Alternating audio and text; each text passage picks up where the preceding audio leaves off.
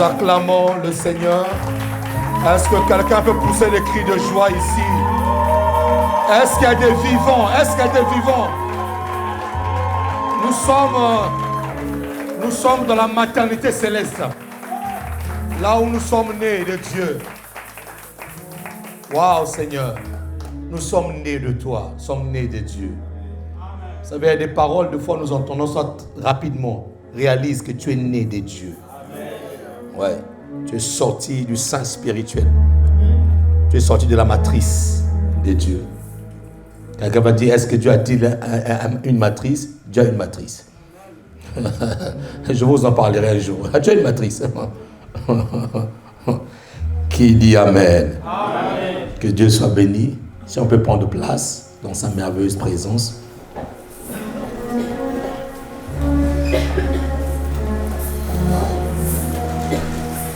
À présent, c'est le ciel pour moi. Oh Jésus, oh Jésus, oh ta présence, c'est le ciel. Oh, oh, oh, Jésus, oh, oh, oh, Jésus, oh, ta présence, c'est le ciel. Nous soupirons, oh, Jésus.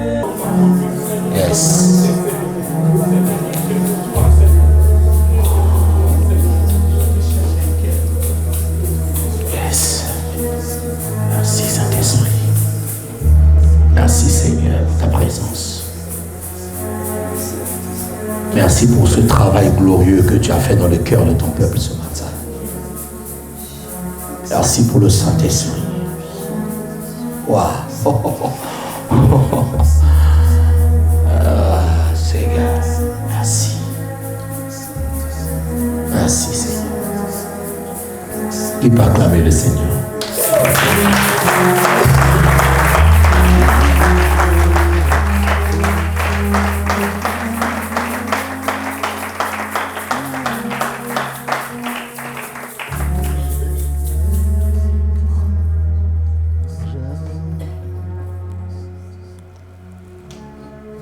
Amen.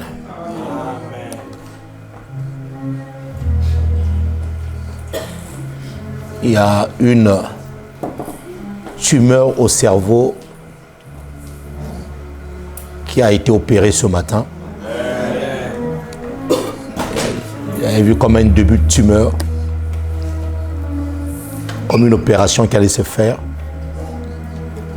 au niveau du cerveau. L'instant de guérison divine commence maintenant.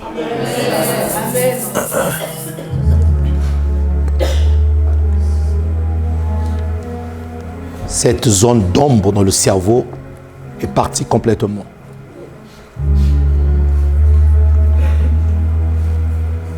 Il n'y aura pas d'opération chirurgicale dans le cerveau d'une personne ici. Dieu veut mettre une croix là-dessus. Au nom de Jésus. Amen. Qui peut acclamer la parole.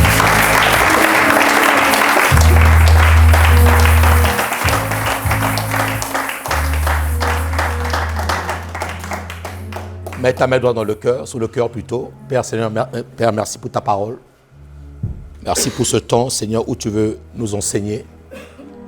Merci parce que tu viens glorifier ton nom. Merci parce que tu viens, par le Saint-Esprit, restaurer nos cœurs, restaurer nos vies, écrire une nouvelle page d'histoire avec nous, Seigneur. Nous ouvrons simplement, Seigneur, notre entendement à ta révélation, afin que tu puisses, Seigneur, déposer en nous la connaissance véritable de ta parole. C'est poussé par le Saint-Esprit que les hommes ont parlé de ta part.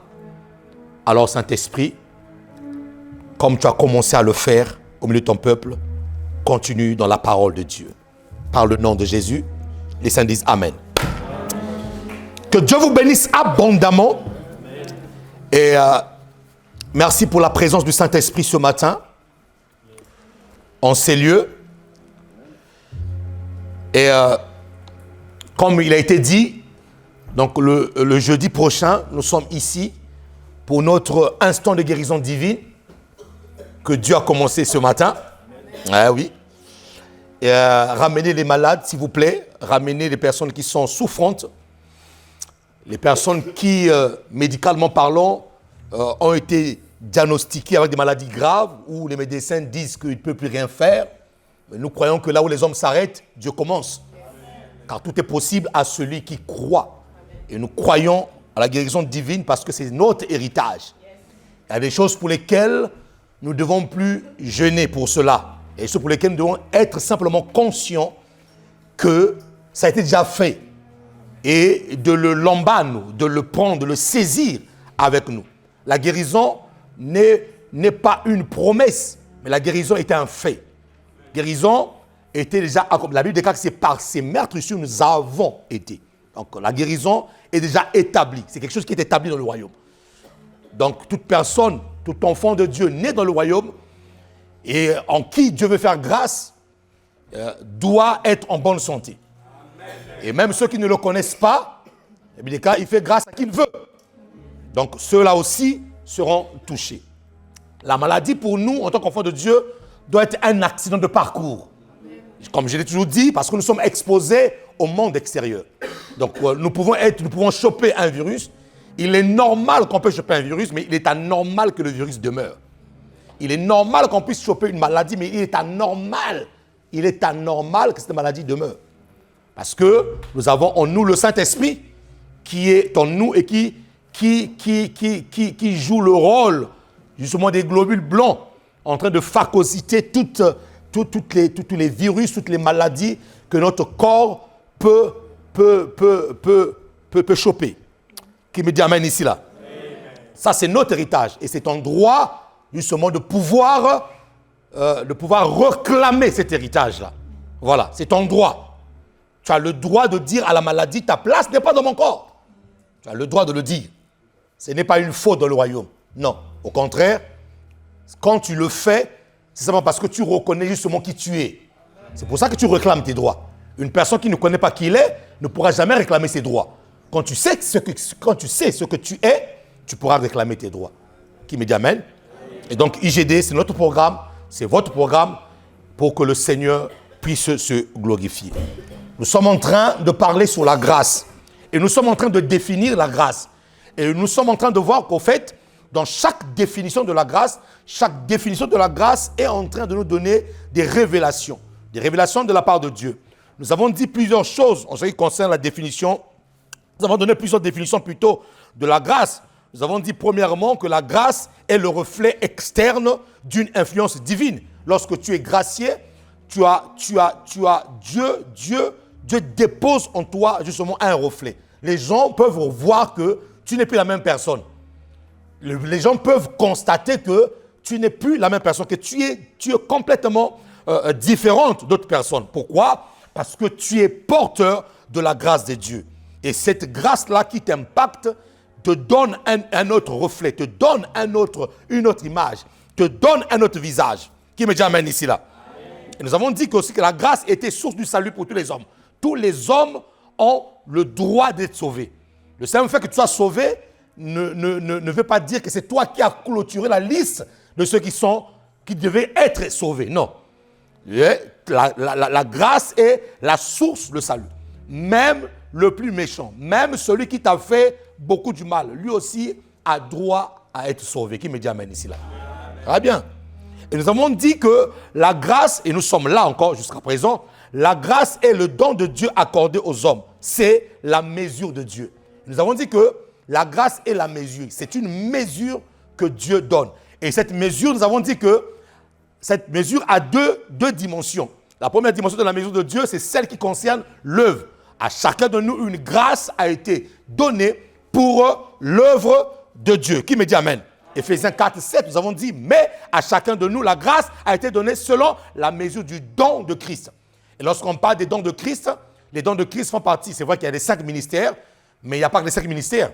Il y a toutes les personnes, au fait, au-delà des 5 ministères qui sont les dons de Christ, il y a aussi toutes les personnes que Dieu a mis à cœur de faire quelque chose dans son œuvre. Qui me dit amen. Donc, à chacun de nous, il y a une grâce. C'est pour ça que lorsque l'Église a compris que chacun a reçu une grâce, lorsqu'il y en a un qui prophétise, tout le monde acclame. Lorsque l'autre guérit les malades, tout le monde acclame. Il n'y a pas lieu d'avoir des jalousies parmi les enfants de Dieu. Et une personne jalouse est une personne qui méconnaît la grâce que Dieu a déposée en lui. C'est une personne qui ne reconnaît pas que lui aussi a reçu quelque chose de la part de Dieu. C'est pour ça que tu es jalouse. Une personne qui a compris son couloir, qui a compris qu'il a reçu quelque chose, qui a compris que lui aussi peut jouer une note dans le concert de l'évangile, oui, lui aussi peut, il n'a pas besoin de pouvoir se mettre en porte-à-faux, comme quelqu'un m'a dit un jour, que pasteur, tu es en train de combattre mon ministère. Je dis, mais comment je peux combattre ton ministère? Comment je peux combattre quelque chose que Dieu t'a donné? Ça veut dire que si moi je combatte ton ministère, je dois combattre Dieu. Qui me amène ici là? Donc, tu as reçu une grâce. Et tu ne peux pas être un enfant de Dieu, sauf si tu es vraiment ignorant. Et je le dis, cela ne se passe que dans la tête des ignorants. De croire que je suis sauvé et que je n'ai rien reçu de la part de Dieu et croiser les bras. Non, si tu es sauvé et si tu as reçu la grâce de Dieu, mon ami, tu dois être utile pour son œuvre. Qui me dit amen ici là? Ça, j'insiste. Tu dois être utile pour son œuvre. Et je le redis et je le redirai toujours, il y a des paralytiques qui sont dans le temple, qui ne se lèveront que lorsque toi, tu vas manifester le don, tu vas manifester la grâce. Parce que grâce veut dire charisme, veut dire don. Tu vas manifester le don que Dieu t'a donné. Il y a des gens à l'église qui ne seront consolés que lorsque toi, tu ouvriras ta bouche. Pasteur, je suis timide. Mais oui, Dieu va confronter cette timidité-là. Il va l'enlever pour que toi, tu puisses parler. Qui me dit amen? C'est très important. Donc, il y a cette dimension de la grâce, charisme, don, mais dans l'œuvre. Dans l'œuvre. Et je te dis encore ce matin, ta destinée est en train de te supplier. Ne meurs pas chargé. Ne meurs pas avec les guérisons que tu allais opérer. Ne meurs pas avec des chants. Il y a des gens qui sont doués pour le chant ici, là. Qui sont doués. Il y a des gens, quand ils commencent à chanter, il y a des choses qui se passent. Il y a une grâce particulière qui se fait. Tu sais chanter. L'équipe d'adoration a besoin de chanter ici, là. Il n'y a pas de problème. On va rafler les micros. Viens chanter. Viens chanter. Qui me dit amen? Amen. Qui me dit amen ici, là? Oui. Au lieu de laisser les autres avec la gorge en train de rouiller tout le temps, Non, viens chanter. Qui me dit amen? Amen. Je ne veux pas que tu ailles au ciel et que Dieu te dise, mais depuis que tu es sur la terre, là, mais je n'ai pas entendu ta mélodie. Il y a des mélodies qui devaient être jouées là, sur la terre. Il y a des chants qui devaient être chantés. Il y a des prédications qui devaient être données.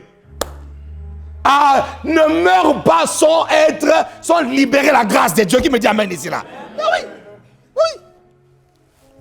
Il y a des gens qui sont très forts en conseil. Comme me disait une sœur, mais parce que toi, quand tu te parles, tu as toujours des solutions. Mais oui. Je me veux toujours avoir les solutions. Il y a des personnes qui sont très agréables à écouter. Quand tu les écoutes, mon ami, tu es là, comme disait Pasteur, tu es là, tu vois ça comme du petit lait. Ils sont très agréables à écouter. Mais c'est un don. Qu'est-ce que t'en fais? Alléluia. Qu'est-ce que t'en fais? Tabitha, elle, son don, c'était coudre les vêtements des apôtres. Les apôtres s'habillaient parce qu'il y avait une dame qui savait utiliser ses mains. Charisme, don. Et le jour où elle est morte, les apôtres ont dit non. Qui va nous habiller? Qui va nous habiller? Elle ne demandait pas de tissus aux apôtres. Oh, apôtre, ramène ton tissu. Non. Elle prenait ses tissus elle-même. Elle achetait ses tissus, elle confectionnait et elle habillait les apôtres. Ces vêtements ont été source de résurrection pour elle. Ces vêtements ont été source de résurrection. Qui me dit amen? Une personne qui a reconnu un don, charisme pour l'œuvre de Dieu, qui le manifeste, cette personne devient comme la prunelle de l'œil de Dieu. Dieu sait qu'il y a ces intérêts-là. Ah oui! Dieu sait qu'il y a des intérêts qui sont là. Dieu sait que celui-là, celle-là, c'est une banque pour moi. C'est une banque. Oui, Dieu le sait. C'est une banque pour moi. Qui me d'amène? Et il y a la dimension de la mesure de Dieu qui a été répandue sur tous nos péchés. Dis-moi, tous nos péchés. Voilà. Il n'y a aucun péché de l'homme ici, là, qui est resté sans pourtant être effacé, impacté par la grâce. Justement, c'est justement la grâce de Dieu qui a permis que le péché soit complètement englouti. Et nous avons dit ici que il y a tous les péchés devant Dieu ont la même teneur. Mais Dieu juge chaque péché différemment. Qui me d'amène. Et nous avons lu le livre de Luc 9, Luc 18 plutôt, tu peux me le donner s'il te plaît. Luc 18, de verset 9 à 14. Je vais simplement le relire et nous allons entrer dans notre message. Il dit encore cette parabole. Et j'avais dit le dimanche dernier que les paraboles ont été données. Lorsque Jésus parle en parabole, c'est pour expliquer des mystères cachés depuis la fondation du monde. Donc lorsque Jésus-Christ ouvre une parabole, ça vous pouvez le voir dans le livre de Matthieu 13, 35, lorsqu'il donne une parabole, c'est pour expliquer une vérité. C'est pour ouvrir, c'est pour enlever le mystère, c'est pour dévoiler quelque chose. Et donc là, Jésus est en train de nous dévoiler quelque chose au travers de cette parabole. Il dit encore cette parabole, en vue de certaines personnes se persuadant qu'elles étaient justes et ne faisant aucun cas des autres. 10. 2 hommes montèrent au temple pour prier. L'un était pharisien, dis-moi pharisien, et l'autre était publicain, dis-moi publicain. Le pharisien debout priait ainsi, en lui-même. Oh Dieu, je te rends grâce. Et donc il rend aussi grâce à Dieu. Je te rends grâce de ce que je ne suis pas comme le reste des hommes qui sont ravisseurs, injustes, adultères ou même comme ce publicain. Donc le gars va même jusqu'à pointer du doigt un autre monsieur qui est en train de prier à côté. Comme ce publicain, se tenant à distance, comme ce publicain. Verset 12. Il dit quoi? Je jeûne 2 fois la semaine, je donne la dîme de tous mes revenus. Dis-moi, ce qui est bien. Oui, ce qui est bien, c'est pas mauvais. Ce qui est très bien. Le publicain se tenant à distance n'osait même pas lever les yeux au ciel. Mais il se frappait la poitrine en disant, oh Dieu, sois apaisé envers moi, qui suis un pécheur. Je vous le dis. Celui-ci descendu de sa maison, justifié, plutôt que l'autre. Car quiconque s'élève sera abaissé, et celui qui se baisse sera élevé. C'est un verset que je n'ai pas donné. Jacques 4, 6. Jacques 4, 6 dit quoi? Il accorde au contraire une grâce plus excellente. Il accorde au contraire une grâce plus excellente. C'est pourquoi l'Écriture dit Dieu résiste aux orgueilleux et il fait grâce. Qui parle comme la parole du Seigneur?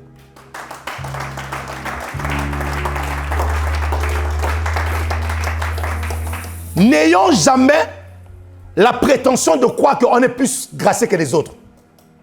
Et Jésus dit ceci, il dit encore cette parabole en vue de certaines personnes. Pas toutes les personnes, mais en vue de certaines personnes se persuadant qu'elles étaient justes. Donc tu peux te persuader être juste, mais ne pas faire les choses qui concernent les justes. Donc ça veut dire que être juste devant Dieu n'est pas seulement le dire. Lorsque tu dis que je suis justifié, ce que Dieu attend de toi, ce n'est pas des paroles, mais c'est des actes. Lorsque tu dis que j'ai été justifié, justifié veut dire non coupable. Donc lorsque Dieu te voit, Dieu ne te juge pas. Il te voit au travers de la grâce, justement, qui a été manifestée au travers de Jésus. Donc, tu ne peux plus te culpabiliser. Non. Tu ne peux plus marcher dans des choses passées qui te condamnent encore jusqu'à présent. Je le redis. Tu ne peux plus marcher dans les choses passées qui te condamne encore jusqu'à présent. Et je le dis pour une personne ici qui est assise, qui est en train de subir encore des répercussions des choses du passé. Non pas à cause d'un lien, si c'est un lien, on peut prier pour ça, mais plutôt à cause de quelque chose qui a été fait, à cause d'une erreur qui a été faite, la personne est en train de subir encore des répercussions jusqu'à présent. Je vais te dire une chose, tu es justifié. Il n'y a pas d'amen ici là. Tu es justifié. Donc Dieu, lorsqu'il te voit, il ne te condamne plus. Mais maintenant, il y a quelque chose qui doit découler de la personne qui a reçu la grâce. Donc, c'est pour ça que Jésus ici dit qu'il y en a qui se persuadent d'être justes. Mais en fait, ils le disent de leurs lèvres, mais les actes qu'ils posent ne sont pas des actes de justice. En d'autres termes, une personne qui est justifiée doit poser des actes de justice. Oh oh! Une personne justifiée doit poser des actes de justice. Une personne qui se dit justifiée, mais qui passe son temps à condamner les autres, je me pose la question si elle-même, elle est justifiée. Oh. Une personne qui est justifiée, en qui Jésus ne voit pas de condamnation. Il a dit à Nathanaël, voici un Israélite en qui il n'y a pas de fraude. On dit de Jacob qu'il était menteur, voleur.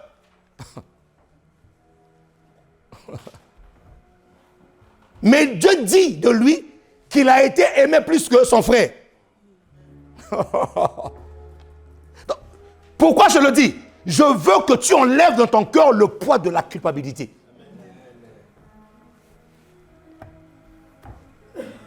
Il dit, j'ai aimé Jacob. Ah, qui? Le voleur, je l'ai aimé. Mon ami, nous devons changer notre regard vis-à-vis de nos frères et de nos sœurs. Et donc, lorsque nous sommes justifiés, réfléchissons un tout petit peu. Lorsque nous sommes justifiés et que nous ne manifestons pas les actes de justice, ça veut dire quelque part, soit nous sommes ignorants de la justice que nous avons reçue de la part de Dieu. C'est pour ça que la Bible déclare ceci. Pardonne-nous nos offenses comme nous pardonnons aussi à ceux qui nous ont offensés. Comme. Donc, en d'autres termes, Jésus te dit, mais comment toi tu veux demander le pardon? Mon pardon à moi, mais entre temps dans ton cœur, tu ne pardonnes pas ton frère qui est à ta gauche. Et donc, le refus du pardon de l'autre annule automatiquement le regard du pardon devant Dieu. Parce que la Bible déclare, pardonne-nous nos offenses comme. Ça veut dire que si je refuse de pardonner à l'autre, le comme n'existe plus. Si je refuse de pardonner à l'autre, le comme n'existe plus. Et c'est pareil dans ce texte. Il y en a qui se persuadent d'être justes, ils disent qu'ils sont justifiés, mais on ne voit pas les actes de justice. Ils passent leur temps à condamner, ils passent leur temps à critiquer, ils passent leur temps. Ça veut dire que quand tu fais ça, tu es en train de dire à Dieu, même moi devant toi, je ne suis pas justifié. Ça ne sera pas ton cas au nom de Jésus. Quelqu'un acclame la parole ici, là. Ça ne sera pas ton cas. Hein? Ça ne sera pas ton cas. Maintenant, pratiquer la justice envers l'autre, c'est aussi savoir dire la vérité à l'autre. Pratiquer la justice envers l'autre ne veut pas dire que maintenant quand l'autre va dans le trou, je le laisse partir dans le trou. Non. Justement, la véritable justice envers l'autre va me pousser, moi, à dire la vérité. À dire à l'autre, non, c'est pas comme ça. Et nous avons appelé cela la grâce responsable. Jésus nous met là devant une responsabilité. Et là, on voit deux hommes qui vont au temple. D'un côté, il y a un pharisien et de l'autre côté, il y a un publicain. Mais des deux personnes, nul n'était bon. Personne n'était bon devant Dieu. Personne. Le pharisien, c'est un hypocrite ou hypocrite. Les pharisiens, ce sont des véritables hypocrites. C'était des personnes qui étaient très sévères dans la loi, mais qui eux-mêmes ne pratiquaient même pas le Moïse. Ils ne le pratiquaient pas. C'est pour ça que eux, dans le livre de Jean 8, ils ont attrapé une femme en flagrant délit d'adultère, mais Jésus les a attrapés en flagrant délit de conscience. Suivez. Il ramène la femme adultère. Le Moïse dit que celle-là, elle doit être lapidée. D'accord. Ils sont venus avec leur soutane, bien habillés, donnant l'apparence de la piété, mais régnant ce qui ont fait la force. Donc, ils attrapent cette femme en flagrant de lit d'adultère. Maintenant, Jésus-Christ dit, moi aussi, je vais vous attraper en flagrant de lit de conscience. Que celui d'entre vous ici qui n'a pas un péché, jette la première pierre. Et ça, mon ami, ta conscience, tu ne peux jamais le tromper. Il y a des choses où devant tout le monde tu fais semblant. Mais tu sais qu'au nom de toi là, ton ventre te le fait. Tu le sais. Ta conscience, tu ne peux pas le tromper. Oh, qui me dit amen ici là? Et quand la conscience, mon ami, quand la conscience parle, la conscience est plus flagrante et plus violente que même les insultes. Parce que là, dans ta conscience, tu souffres. Et cette petite pierre, qui était finalement une toute petite pierre, ou je ne sais pas, une pierre de taille moyenne, cette pierre-là devient comme un rocher dans ses mains. Donc, les pharisiens eux-mêmes, hypocrites, eux-mêmes poussent les autres à faire, mais ne le font pas. Le publicain, lui aussi, un escroc, quand tu veux payer des impôts, eux de 100, ça veut dire 200. Les 50 là, il met dans sa poche. Ça, c'est le publicain. Zachée était l'un des leurs. Voilà. Il était petit de taille, mais avec beaucoup d'argent. Mais pas son argent, lui, l'argent des autres. Et un jour, Jésus qui se passait par là, il le trouve sur un sycomore. Il dit, Zachée, aujourd'hui, le salut est rentré chez toi. Mon ami, comment est-ce qu'un voleur, on peut lui dire, le salut est rentré chez toi? Mon ami, ne jugez pas les gens. Ne jugez pas les gens. Non, il ne faut pas les juger. Un voleur, toute la ville sait que si toute la ville, et même les plus grands cambrioleurs de l'époque savent que si on rentre les achats, on est riche. Ils le savent. Mais Jésus le voit. Un publicain, il le voit, il le dit, le salut est entré chez toi. Alors qu'il n'a même pas fait la prière de repentance. Il n'a même pas fait la prière, il n'a même pas fait le jeûne de sanctification. Sans repentance, sans jeûne de sanctification, on dit le salut, mon ami, quel amour, le salut est rentré chez toi. Vous voyez que les préjugés que nous avons sur les autres, sur les uns et sur les autres, ce n'est pas le même regard que Dieu a sur nous. Non. Non. Écoutez, je ne suis pas en train de prêcher un évangile pour pousser aux gens d'aller pécher. Non. Je suis en train de te mettre devant je te mets devant la pure évangile. La pure évangile, lorsqu'elle te voit, elle ne te condamne pas. Maintenant, écoutez. C'est lorsque une personne est véritablement affectée par la grâce de Dieu que la vraie repentance arrive. Ce n'est pas d'abord je me réponds et j'embrasse la grâce. Non, c'est la grâce qui m'impacte et ensuite moi je me réponds. Oh, est-ce que je parle ici là? Qu'est-ce qui s'est passé? C'est que Zachée, lui, on dit, le salut est rentré. Jésus va manger chez lui et tout le monde se moque, tout le monde critique Jésus, tout le monde parle mal de lui. Mais Zachée reçoit le salut chez lui. Tu ne peux pas rencontrer Jésus-Christ et rester la même personne. Impossible. Et là, dans la présence de Jésus, lui-même, mon ami, personne n'a demandé à Zachée d'aller rendre l'argent de tout et même en surplus. Personne. Lui-même, il se lève avec sa petite taille, il va dans sa chambre et il prend tous ses petits maîtres. C'est le temps pour moi d'aller rendre ce qui ne m'appartient pas. Et même je vais rendre avec quelques intérêts. Donc, mon ami, j'imagine le gars qui était en galère, son loyer n'était pas payé. Il voit Zachée arriver, j'imagine la scène. Il voit Zachée arriver. Il se dit, je suis encore foutu aujourd'hui. Oh yo, Seigneur, c'est ma mort aujourd'hui. Déjà, mon loyer n'est pas payé. Ce gars-là vient encore ici, là. Il est surpris de voir qu'on lui remet son argent et non seulement ça, avec quelques intérêts. Qu'est-ce qui a fait ça? C'est parce que Zachée a été impacté par la grâce et la grâce, lorsque tu es impacté par celle-ci, elle te ramène à la repentance tout de suite là. Vous savez quoi? Des fois, on est là avec les gens. On est des fois, oui c'est vrai, des fois il faut être très dur avec le péché. Arrêtez de pécher, comme des fois on prêche. Si tu pêches, tu vas aller en enfer. Et oui, c'est vrai. Hein? Oui, si tu pêches, tu vas en enfer aussi. C'est vrai aussi. Mais des fois, vous savez, on est très dur par moment. Mais si nous commençons à montrer les gens l'amour de Dieu, frère, quand nous commençons à montrer les gens la grâce, et que les gens commencent à prendre conscience de la véritable grâce de Dieu, mon ami, c'est une véritable source contre le péché. C'est une véritable source qui va empêcher le péché même dans le cœur. C'est-à-dire que quand tu comprends la grâce, mon ami, en vérité, quand tu as véritablement compris la grâce, tu ne peux plus pécher. Oui. Oui. Écoutez, Jésus n'a pas prêché en disant « Zachée, répands-toi, Zachée, tu vas aller en enfer. » Non. Au fait, pour Zachée, c'était inimaginable que Jésus vienne chez un publicain comme lui. C'était pas compréhensible dans son système de pensée.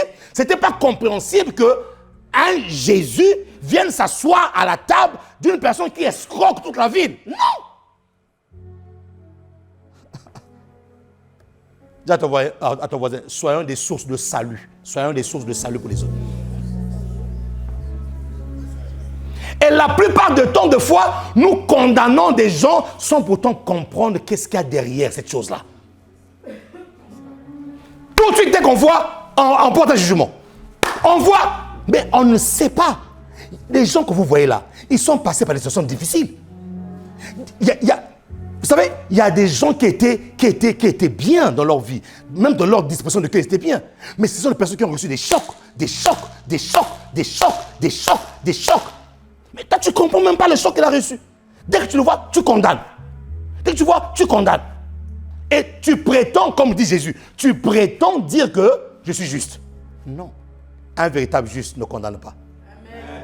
Un véritable juste compatit dans le but de transformer la personne. Qui va clamer la parole ici? Oui, qui compatit dans le but de transformer.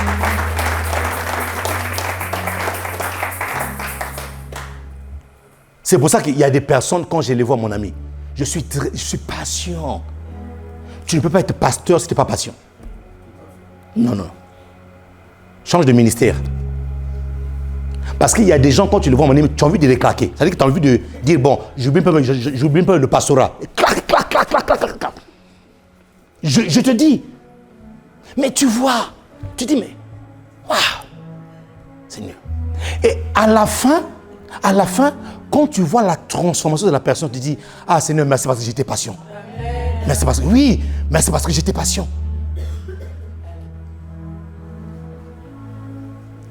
Mais profite pas. Hein? Dis à ton voisin, profite pas. Sinon, la main que je retiens là, ça va tomber sur toi.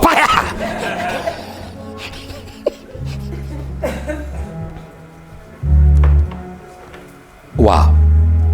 Que les plus forts soutiennent ceux qui sont faibles. Ça, c'est la grâce. Amen. Jésus était fort. Il a soutenu Zachée jusqu'à ce que Zachée est sorti de là. Il a rendu les biens des autres. Qui me dit Amen? Amen. Les deux étaient mauvais. Maintenant, nous allons voir comment on active cette grâce. C'est une définition qu'on a dit. Hein? La définition de la mesure de la grâce. Cette mesure qui se répand sur nous et qui affecte l'œuvre. Nous devons œuvrer parce qu'on a reçu une grâce. Mais cette mesure qui est tombée sur nous, c'est parce qu'à cause de nos péchés. Il n'y a aucun de tes péchés que Dieu n'a... Non, Dieu a tout pris. Et la Bible nous dit quoi? Ces deux hommes, finalement, au temple. Le pharisien, excusez-moi, debout, priait en lui-même. Oh Dieu, je rends grâce de ce que je ne suis pas comme le reste des hommes. Et il est en train, vous voyez, deux fois, on pense qu'on est plus spirituel que les autres. Oh Dieu, je te rends grâce. Quand quelqu'un dit, oh Dieu, je te rends grâce, c'est parce que quelque part, il reconnaît la grâce de Dieu dans sa vie. Tu ne peux pas rendre grâce. On t'a donné la grâce, toi tu rends grâce. Donc, tu ne peux pas rendre grâce si tu ne reconnais pas la grâce de Dieu. Donc, première démarche ici, là, c'est que nous constatons que ce monsieur-là reconnaissait la grâce de Dieu dans sa vie. Mon ami, tu dois apprendre à reconnaître la grâce de Dieu même dans des petites choses de rien du tout. Il y en a ici qui n'attendent de rendre grâce à Dieu que le jour qu'ils vont avoir une voiture. ou une maison, ou un mariage. Et ce jour-là, pasteur, je vais faire l'action de grâce. Non! Même dans des petites choses de rien du tout, apprends à rendre grâce à Dieu. Parce que la Bible déclare que lorsque tu es fidèle dans des petites choses, Dieu t'établira dans les grandes. Donc les grandes ne pourront pas venir si déjà tu méprises des petites choses. Donc nous constatons que ce pharisien-là avait une connaissance de la parole. Donc, il savait qu'il était là par grâce. Ah, surtout lui, il devait savoir qu'il était là par grâce parce qu'il était hypocrite. Donc il savait. Donc lui là, il pouvait vraiment reconnaître que non, à la fois, mon Seigneur, avec mon hypocrisie là, papa, fais-moi grâce. Donc il savait qu'il avait besoin de la grâce de Dieu. Mais le problème, c'est que tu peux savoir que tu as besoin de la grâce, mais ne pas savoir comment activer la grâce de Dieu. Tu peux savoir que sur ta vie, oui, il y a la grâce, mais vivre la grâce, c'est deux choses différentes. La grâce a été répandue à tout le monde, mais tout le monde, franchement mes amis, avec beaucoup de modestie et beaucoup de recul, des fois on dit Seigneur, oui, je vis par ta grâce, la grâce, la grâce, la grâce. Mais finalement, quand tu regardes bien ta vie et que tu fais un peu la somme de ce que tu vis là, tu dis, est-ce que vraiment Seigneur, j'ai vraiment ta grâce? Oui. Donc, nous comprenons qu'il ne s'agit pas seulement de le dire. Il s'agit vraiment d'appliquer les choses comme la grâce le demande. Qui me dit Amen ici? Oui. Parce que nous avons dit que la grâce était le reflet de quoi? D'une influence divine. Donc ça veut dire que quand tu es gracié, il y a une influence. Tu as de l'influence. Il y a un reflet. Il y a quelque chose qui dégage de toi. Ta vie, là où les gens se suicident parce qu'ils ont été oppressés, toi, malgré l'oppression, tu es là dans la grâce de Dieu, tu vis. Oui. Oui. Qui me dit Amen ici là? Oui. Donc lui, il a reconnu. Maintenant, le problème c'est quoi? Le problème c'est qu'il a commencé à faire des erreurs lorsqu'il a dit « Je ne suis pas comme le reste des hommes ». Ça commence par là. Quand tu as reçu la grâce de Dieu, tu ne peux pas te comparer. Quand j'ai reçu une grâce, je ne peux pas me comparer. Et c'est là le problème. Et il y a beaucoup de chrétiens qui ne sont pas affectés par la grâce parce qu'ils passent leur temps à comparer leur vie avec la vie des autres. Et si bien que tu n'arrives même pas déjà à apprécier la toute petite chose que Dieu est en train de faire avec toi. Qui me dit Amen? Tu envies une personne qui est en train de rouler Lamborghini. Mais tu ne sais même pas comment ça fait pour avoir ça. Tu ne sais même pas. Tu ne sais même pas par quelle magouille il est passé pour avoir ça. Et ça sauve que la personne qui roule dans ça là, je ne dis pas que c'est mauvais. Hein. Non, non, non. Les chrétiens aussi doivent rouler Lamborghini. Il n'y a pas d'amène ici. Oh! Lamborghini c'est quoi? C'est une ferraille. C'est une ferraille qui a été taillée bien fait et tout ça, c'est tout. Mais la ferraille vient de qui? La ferraille, ça appartient à mon père. L'or et l'argent lui a pas. Donc la ferraille là, la ferraille qu'on a taillée là, c'est parce que papa bon Dieu a mis ça dans le sol. Donc ce n'est pas un problème. Ce n'est pas un problème d'être chrétien et puis rouler Lamborghini. Ce n'est pas un problème. Le problème avec Dieu, c'est quand sale, ces choses-là commencent à se perdre. C'est là le problème. Dieu n'a aucun problème avec la richesse. Mon ami, Dieu n'a aucun problème avec la. Dieu n'a aucun problème. Que tu sois multimilliardaire, il n'a aucun problème. Le grand problème, c'est lorsque tes millions là, commencent à te perdre. À quoi ça sert à un homme de gagner le monde s'il perd son âme? Donc, Dieu n'a aucun problème. Qui me dit Amen? Donc, nous n'activons pas la grâce de Dieu dans nos vies. C'est parce que nous passons le temps à comparer nos vies avec la vie des autres. Il y a des personnes que nous envions, que nous comparons. Nous passons le temps à nous comparer. Ces personnes, tu le compares, mon ami, ça se trouve que la nuit, il ne dort même pas. La source de sa richesse là est une source occulte. Tu ne le sais même pas, mais tu passes ton temps en train de le jalouser. Non. Et même dans l'église, on voit ces choses. Même parmi les enfants de Dieu. On ne le trouve pas seulement dans le monde. Les enfants de Dieu qui à l'église passent leur temps à comparer. Quand il y a quelque chose qui est manifeste Dans la vie de l'autre, lui, dans son cœur, il dit, ah, vraiment, si c'était moi. Mais non, mais attends ton truc. Attends ton tour. Le panier est en train de circuler. Si Dieu a béni l'autre, ça veut dire que la même bénédiction peut tomber aussi sur toi. Est-ce qu'il n'y a pas d'amen ici là-bas? Oui. Donc voilà. Ça veut dire que si Dieu se souvient de l'un, ça veut dire qu'il va se souvenir aussi de toi. Et si tu te mets à tout temps, comparer, tu compares et tu jalouses la même grâce qu'elle est tombée sur toi, tu mets une croix sur cette grâce-là. Ah oui, mon ami. Apprenez à bénir Dieu pour ce que Dieu fait dans la vie des autres. Amen. Voilà. Apprenez ces choses, mon ami. Qu'est-ce qui s'est passé là? Il a commencé à comparer. Je ne suis pas comme. Et il le compare. En plus, il le compare en mal. Il ne le compare même pas en bien, en mal. Il le compare en mal. Lorsque tu vois l'autre en train de réussir, lorsque tu vois l'autre en train de monter, son ministère, ses dons s'éclorent, Dieu lui parle, bénis Dieu pour lui, soutiens-le.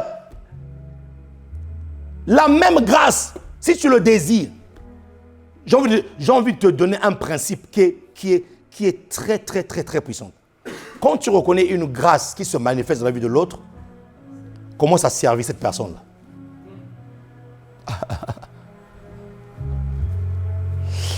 Lorsque tu reconnais que cette grâce-là, elle est manifeste, c'est la même grâce que je veux que tu me fasses la même grâce. Tu sais comment tu fais le transfert? Qui connaît comment il fait le transfert ici là? C'est lorsque tu commences à te servir. Tu commences à servir cette même grâce. Tu commences à chérir cette grâce. Tu commences à aimer cette grâce. Tu ne la combats pas. La chose que tu combats ne pourra jamais affecter ta vie. Amen. La chose que tu combats ne pourra jamais être manifeste en toi. Non. Aime la personne. Le jour où la personne tombe, viens, sois la première personne à aller le soutenir. Dis-lui que ça va aller, lève-toi. Je reconnais qu'il y a une grâce en toi. Tu vas réussir. Qui me dit amen ici là? Amen. Oui, mon ami. Oui, David était roi en Israël. Il a reçu 3 onctions. Mais il n'était pas encore sur le trône. Le jour où l'esprit mauvais de Dieu est passé sur Saül, il commençait à divaguer dans toute sa maison. On lui dit, petit, tu sais jouer à la harpe, va jouer. Et quand il rentre chez Saül, le roi Saül, beau de taille, beau de figure et grand de taille. Il voit son roi en train de divaguer, en train de raconter tout et n'importe quoi. Mais David, dans son cœur, il ne s'est pas dit, ah, comme j'ai été un roi, ah, qu'il meure, c'est bientôt mon tour. Non! Ne faites jamais ça. Lorsque tu reconnais une grâce que tu as besoin dans ta vie, il ne faut jamais la combattre. Sois là en train de la soutenir. David est venu et là, il jouait de la harpe. Et la Bible dit que l'esprit mauvais venant de la part de Dieu quittait Saül. Et lorsque David est sorti de là, il n'est pas allé devant la place publique pour dire « Hey, mes amis, wow, vraiment là, le monde vraiment en train de partir dans tous les sens. On est gouverné par un malade. » David n'a pas dit ça. Mais toi, tu reconnais une grâce dans la vie de l'autre. Au lieu de la soutenir, au lieu de venir être comme un appui, comme Hur et Aaron étaient pour Moïse sur la montagne, lorsque Amalek était venu combattre Israël. Hur et Aaron, toi, au lieu d'être Hur et Aaron, sur la montagne, et en train de soutenir Moïse pour que la victoire lui soit attribuée, toi, qu'est-ce que tu fais? Tu remarques ça, tu dis, hé, mes amis, oh, TF1 est au courant, M6 est au courant. Toutes les chaînes, là, ils sont au courant. Dis-toi une chose, tu viens de mettre une croix sur la même grâce. La suite nous le dit. Hein. C'est pas moi. La suite, on va lire la suite. La suite nous le dit. Tu viens de mettre une croix sur la même grâce. Je ne suis pas comme le reste des hommes, qui sont ravisseurs, injustes, adultères, ou même comme si cela ne suffisait pas. Il a fallu qu'il puisse pointer quelqu'un du doigt. Non, mais c'est grave ça. Comme si cela ne suffisait pas. Il a fallu qu'il puisse pointer du doigt quelqu'un. Comme ce publicain. Je jeûne 2 fois. la semaine. Tu peux jeûner 40 fois dans l'année. Ou tu peux jeûner 5 fois par semaine. Mais devant Dieu. Le véritable jeûne est celui qui se fait dans l'amour. Il est en train ici de vanter ses exploits. Je jeûne 2 fois. Lui, il jeûne 2 fois, mais Jésus dit, tu te prétends être juste, mais tu n'es pas juste. Waouh! Il dit, je paye ma dîme, je donne ma dîme, j'apporte ma dîme. Il dit, c'est bien, tu apportes ta dîme. Mais tu prétends apporter ta dîme, mais tu n'es même pas juste.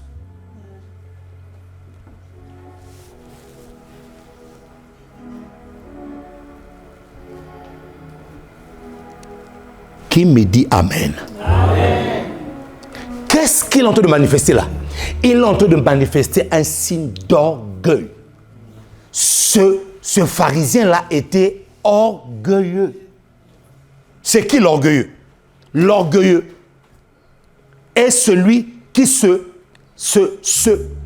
montrait au-dessus des autres. C'est celui qui se montre au-dessus des autres. Se mettre en évidence. Avec une trop haute estime de soi. Il se surestime. C'est ça l'orgueilleux. Avec une très haute estime de ses propres moyens ou de ses mérites. Voilà. De ses mérites. Je paye ma dîme, je jeûne 2 fois par semaine.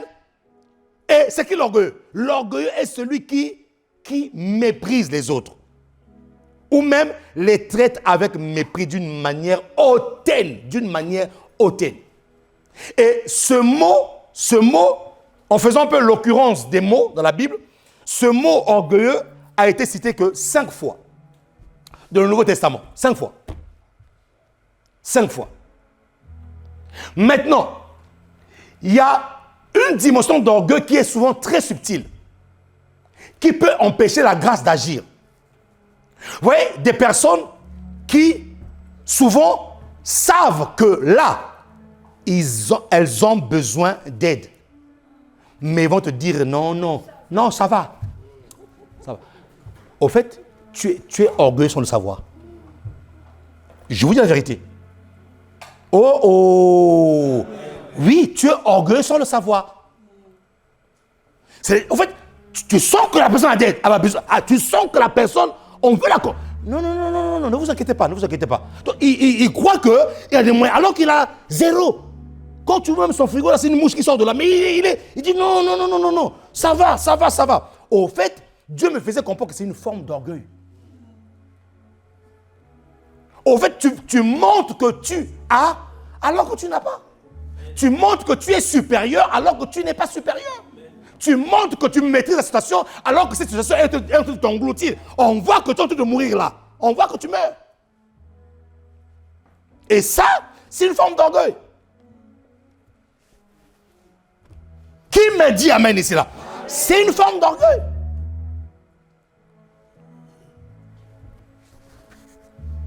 Nous l'avons lu dans Jacques 4, 6. Il accorde au contraire une grâce plus excellente. C'est pourquoi l'Écriture dit, Dieu résiste à qui? Aux orgueilleux, mais il fait grâce. Donc l'un des moyens d'activer la grâce de Dieu, c'est d'être humble. Il fait grâce aux hommes. Une personne qui est humble a en lui le bénéfice de toute la grâce de Dieu. Que cela soit ton partage au nom de Jésus de Nazareth. À qui peut acclamer le Seigneur ici là? Oui.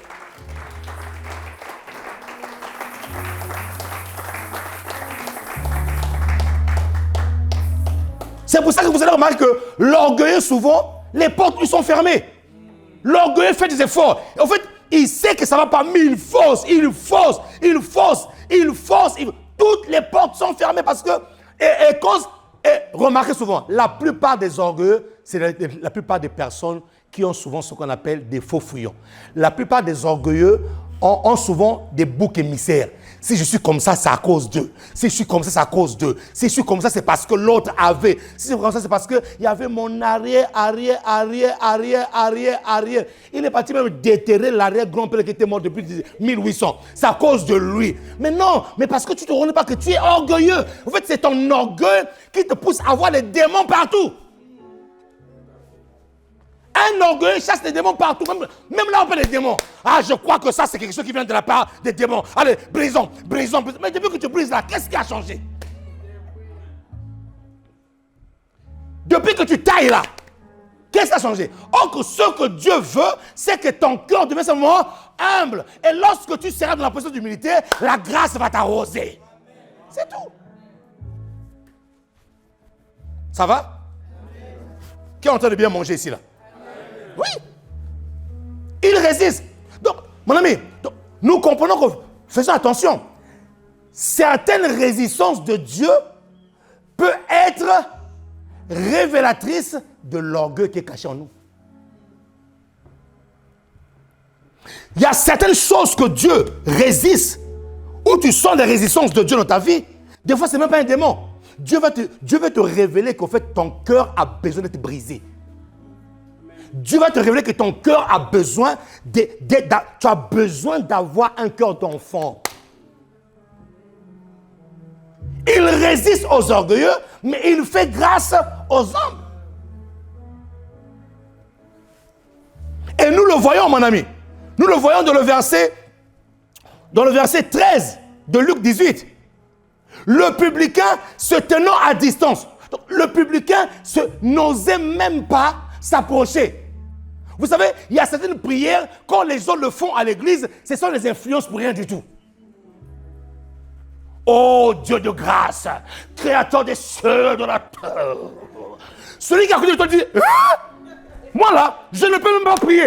Mais cette prière-là, c'est-à-dire que le publicain se dit, la Bible dit, le publicain n'osait même pas s'approcher. N'osez même pas s'approcher. N'osez même pas s'approcher. C'est pour ça, mes amis, ne soyez pas impressionnés par le nombre de prières ou la phraséologie des prières, mais soyez impressionnés par le cœur qui impacte le trône de la grâce de Dieu. Hey! Soyez impressionnés par le cœur. Soyez impressionnés. Une personne peut venir prier avec, il mélange les le et les la. Bon, c'est pas une raison aussi. C'est pas une raison. Voilà. Le télévision. Mais non, la télévision. Il y a même certaines prières où... Oh mon Dieu. Gabriel était prêt à envoyer le cadeau. Quand tu l'entends, papa, oh Dieu, je te prie, envoie-moi le télévision. Gabriel dit, hein? Il dit à l'ange qui s'occupe de l'interprétation des langues au ciel, mon ami, est-ce que tu peux interpréter, c'est la télé ou le thé? Je ne comprends pas. Qu'est-ce que je vais ramener? Je vais ramener le ou bien là. Donc, ce n'est pas une raison. Ce n'est pas une raison d'être dans la médiocrité. Qui peut me dire en amen ici là? Ce n'est pas une raison d'être dans la médiocrité. Voilà.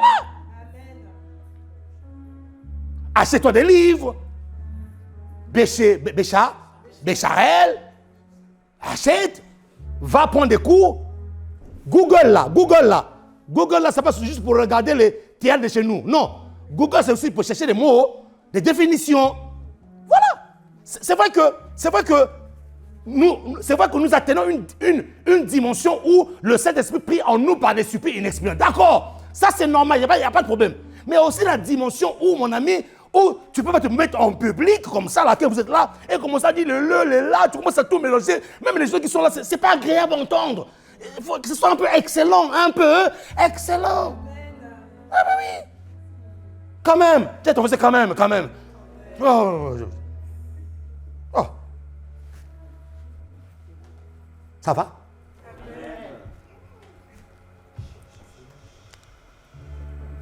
Le publicain n'osait même pas s'approcher. Parce que le pharisien commençait à citer la Torah, il cite le Moïse, il va dans le Lévitique, il va dans l'Exode, il va. Et la plupart des gens qui citent beaucoup de versets comme ça, des fois, ils ne pratiquent même pas, mais ils citent. La Bible dit, le publicain n'osait même pas. Il n'osait même pas. Voisin, tu ne m'impressionnes pas. Non, voisin, tu ne m'impressionnes pas, voisin, je respecte ta prière, mais tu ne m'impressionnes pas. Voisin, je sais que tu pries, je sais que quand tu pries là, le ciel tombe, mais tu ne m'impressionnes pas. Hein? Donc, comme disait quelqu'un, calm down. Qui va acclamer le Seigneur.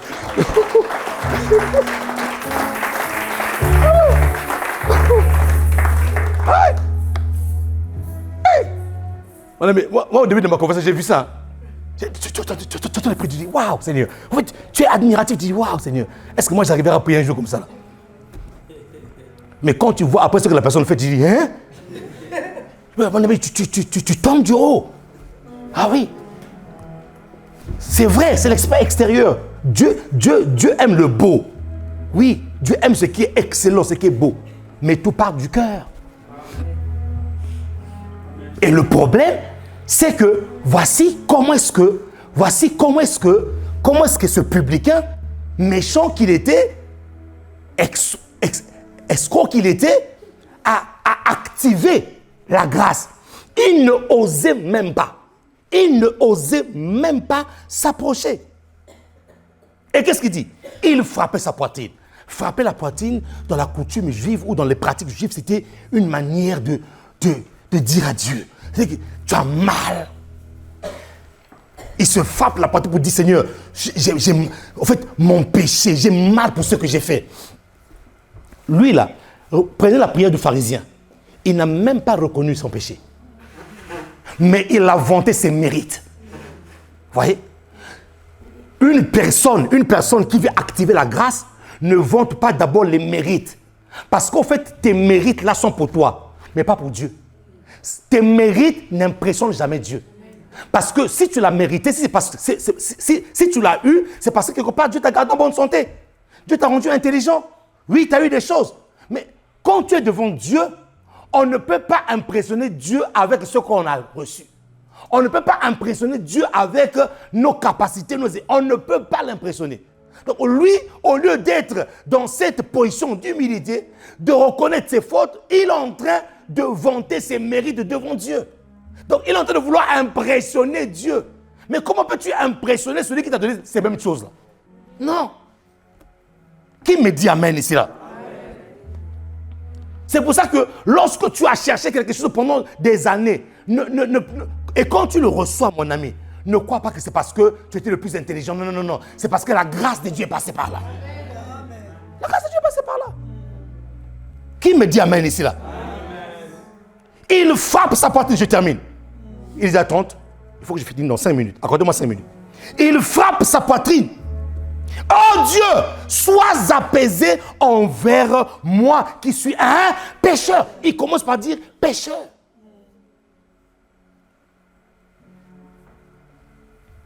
Il est rentré activer. En fait, il est parti activer une parole biblique qui dit que celui qui dit qu'il n'a point péché est un menteur.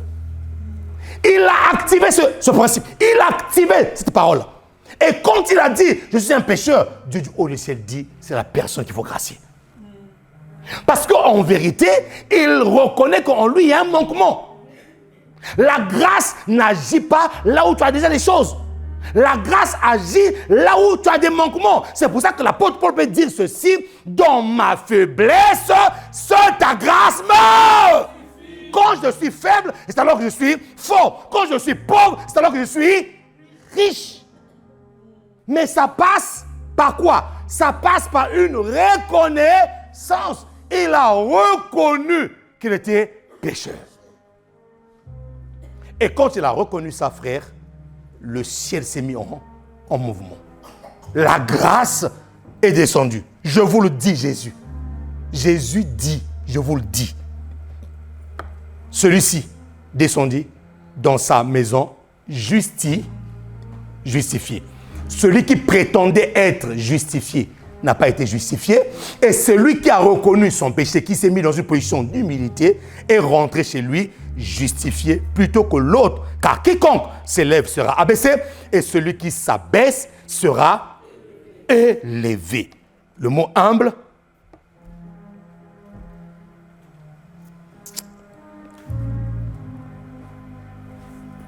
Le mot orgueil, on a dit que ça a été apparu 5 fois dans la Bible. Le mot humble, qui veut dire ne se levons pas loin du sol. Ouais, le mot humble veut dire quoi? Tu es au sol, tu te lèves pas trop loin du sol. L'humilité, ça veut dire quoi?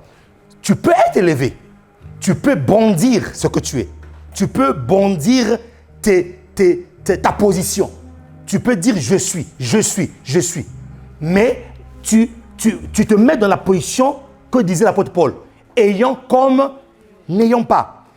Il est au sol, mais il ne s'éloigne pas trop du sol. Il reste, mon Dieu, je veux que tu comprennes ça. Il reste dans la position dans laquelle il a été créé. Il a été tiré de la poussière. Donc, le mot « un » veut dire ne pas trop s'éloigner du sol. Ça veut dire quoi? Ne pas trop s'éloigner d'où tu es venu. Même si tu es riche, mais souviens-toi que sois plus proche du sol pour que tu te souviennes à chaque fois que tu es poussière. Sois proche du sol pour que même étant riche, que tu te souviennes que un jour, tu retourneras à la poussière. C'est pour ça que l'humilité veut dire rester plus près du sol. Humilité veut dire rester plus près du sol, plus près de la poussière. Et qu'est-ce qu'a fait David? David, lorsqu'il était devenu roi, il a pris tous ses vêtements, il a pris son arc, il a pris ses vêtements de peau de chèvre avec lesquels il s'habillait pour aller paître les troupeaux de son père. Qu'est-ce qu'il a fait? Il avait créé dans son palais royal une chambre dans laquelle il avait exposé son arc. Et lorsque l'orgueil voulait monter, lorsqu'il rentrait dans la chambre là, il voyait son arc, il voyait ses vêtements de berger, il se souvenait de là où le Seigneur l'avait pris et il devenait humble. C'est ça l'humilité. Et au fait, il avait gardé ça pour être plus près du sol. Pour se dire que ce ne peu importe le niveau que tu vas m'élever, je me souviens que je suis poussière et je retournerai à la poussière. Qui peut acclamer le Seigneur ici?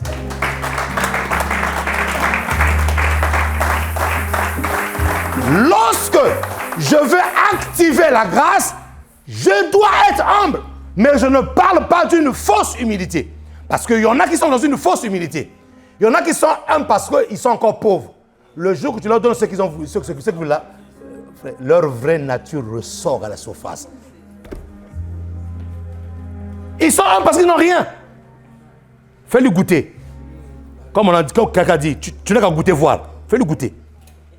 Fais-lui goûter ça. Le jour que je lui fais goûter là, la personne qui marchait comme ça, tu vois, même la démarche change. Mon ami, ce que nous avons sont révélateurs du vrai caractère qui est caché en nous. Quand tu n'as pas, tu es dans une fausse humilité. Non. C'est pour ça que l'humilité est un caractère qui doit être testé. Testé. Il ne s'agit pas seulement de le dire, mais tu dois passer par une batterie de tests qui prouvent que non, tu es humble. Ah oui, frère. Ouais. Quand tu as goûté la disette, hein? Quand je parle de disette, là, frère, c'est-à-dire que tu prends le riz cassé 5 fois, tu mets la sauce tomate, tu prends un bout de poulet, tu manges. Ça, c'est, tu passes par des moments où tu sens que même ta chair est pressée. Tu passes par des moments où tu sens que même, c'est-à-dire que tu dors, tu mets un matelas par terre, tu dors. Le matin, tu te réveilles, le soir, tu te rappelles que tu as dormi par terre. Donc, tu passes par des moments où ta chair est pressée. Frère, maintenant, Dieu dit, tu étais humble là, maintenant, je te ramène maintenant à un niveau où quand tu dors sur un matelas, le matelas fait.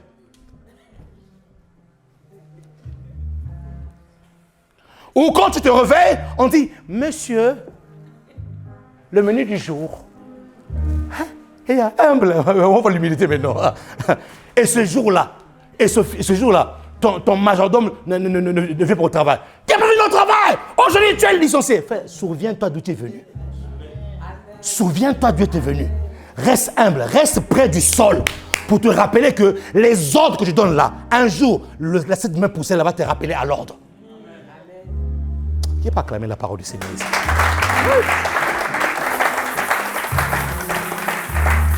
C'est pour ça que quand tu as, ne te prétends jamais être plus supérieur à l'autre à cause d'un avoir. Non. L'homme ne vaut pas parce qu'il a, mais l'homme vaut parce qu'il est. Il est d'abord l'image de Dieu et sa ressemblance, avant que d'avoir tout ce qu'il a. Ouais. Je le suis parce que je suis riche, non pas à cause de mon compte en banque, mais je suis riche parce que de riche qu'il était, il s'est fait pauvre pour que moi je sois riche. Donc, ma richesse n'est pas définie à cause de ma voiture, non, la richesse est déjà une nature qui est déposée en moi. C'est pour ça que la plupart des gens qui jouent au loto, ils ont gagné 5 millions, un mois après, tu le vois encore avec un ventre bédonnant. Le jour où il a gagné le loto, il a fait des plaquettes de chocolat. 5 mois après, il est tellement pauvre dans sa mentalité, le ventre est devenu encore comme ça là. Il devient pauvre parce qu'il n'a pas compris que la véritable richesse est dans le mindset. C'est là que ça se passe. Qui va calmer le Seigneur?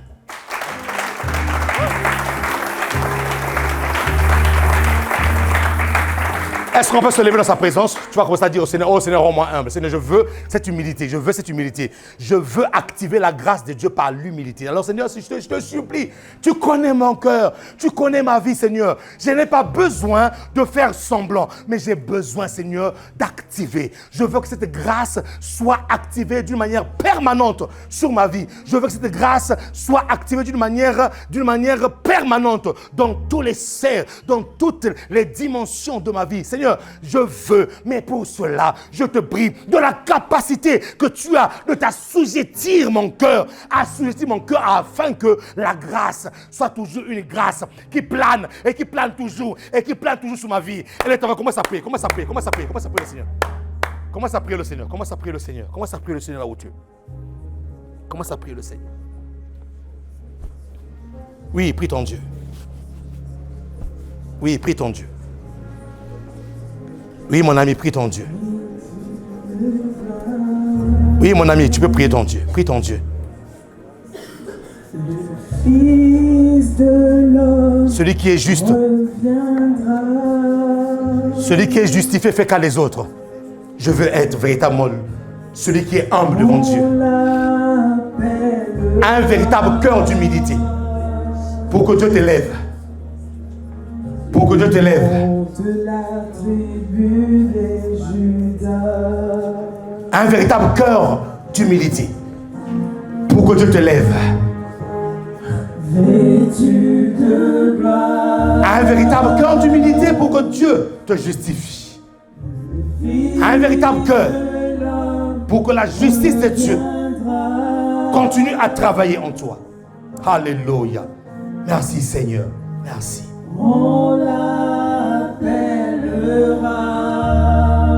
Tu peux le dire à Dieu ce matin. Seigneur, mon cœur est à toi.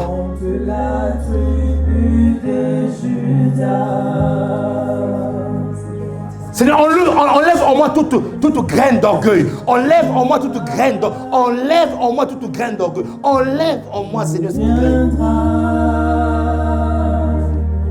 Je veux activer ta grâce dans ma vie. Je veux continuellement activer ta grâce. Dis-le à Dieu. Dis-le au Seigneur. Continuellement activer ta grâce, Seigneur. Un cœur humble. Un cœur humble.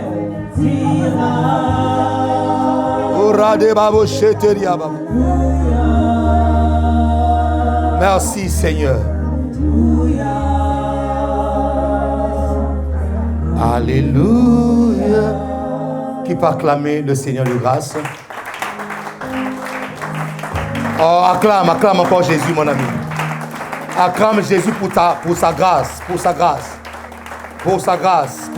dans ta vie, pour sa grâce dans ta famille, pour sa grâce dans ton travail, pour sa grâce dans tes projets d'affaires, tes projets de mariage. Acclame Dieu pour sa grâce, pour ce qu'il fera. Il a déjà fait. Mais ton cœur humble va activer cela. Au nom de Jésus. Les saints disent Amen.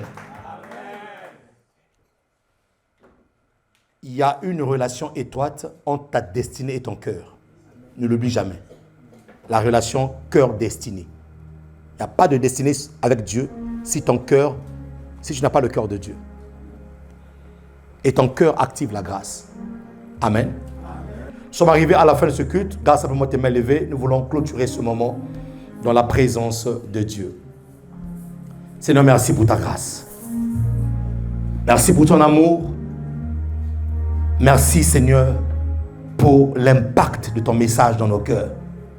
Tu veux véritablement que nous puissions, Seigneur, marcher dans cette grâce excellente. Mais nous te supplions aussi. Tu connais nos cœurs.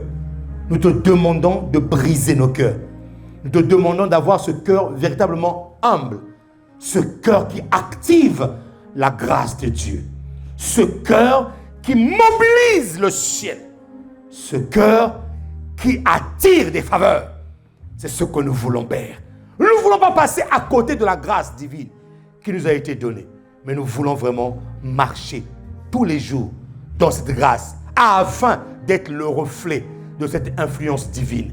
Et que ceux qui ne te connaissaient pas voient en nous des véritables enfants de Dieu. Voient en nous la lumière du monde et le sel de la terre. Par le nom de Jésus-Christ de Nazareth, Père, nous avons ainsi prié.